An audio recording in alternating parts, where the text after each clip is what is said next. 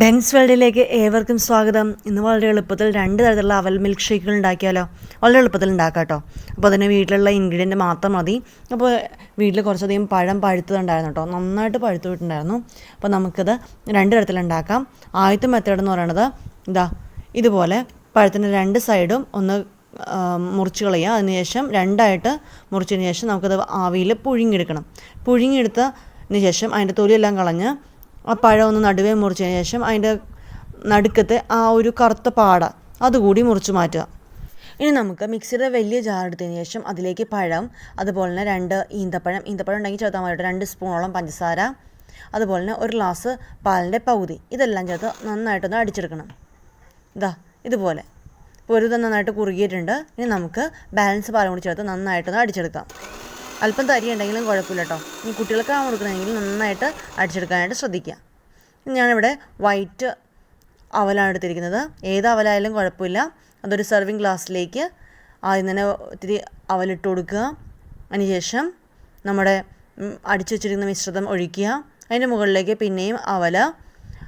ഇനി നിങ്ങളുടെ കയ്യിൽ വേറെ നട്ട്സൊക്കെ ഉണ്ടെങ്കിൽ അതും കൂടി ചേർക്കാനായിട്ട് ശ്രദ്ധിക്കുക കേട്ടോ.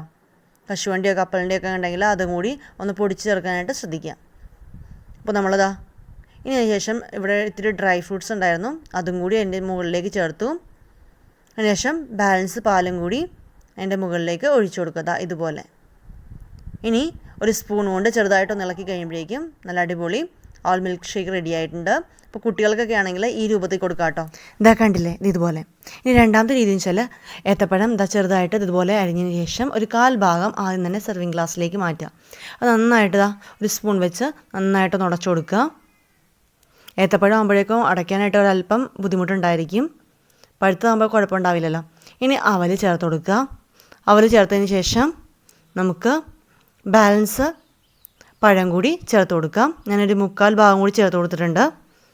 ഇനി അതിലേക്ക് ആവശ്യത്തിന് പഞ്ചസാര കൂടി ചേർത്തു. വേണമെങ്കിൽ ആദ്യം തന്നെ പഞ്ചസാര ഇടണമെങ്കിൽ അങ്ങനെയും ചേർക്കാം കേട്ടോ. ഇനി പാല് ചേർത്ത് കൊടുത്തതിന് ശേഷം ഒന്ന് നന്നായിട്ടൊന്ന് മിക്സ് ചെയ്യാൻ ശ്രമിക്കുക.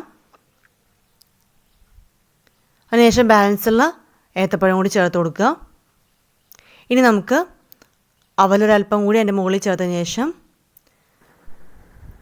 അതൊന്ന് അലങ്കരിച്ച് കൊടുക്കാം.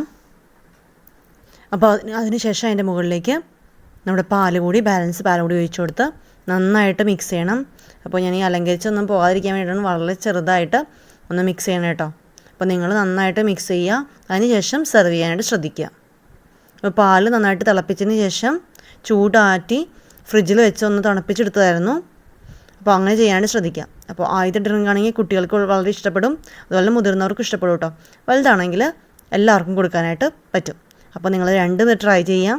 ഇഷ്ടപ്പെട്ടെങ്കിൽ ലൈക്ക് ചെയ്യാനും ഷെയർ ചെയ്യാനും മറക്കരുത്. ആദ്യമായാണ് നിങ്ങളിത് കാണുന്നതെങ്കിൽ സബ്സ്ക്രൈബ് ചെയ്യാനും. Thank you for watching.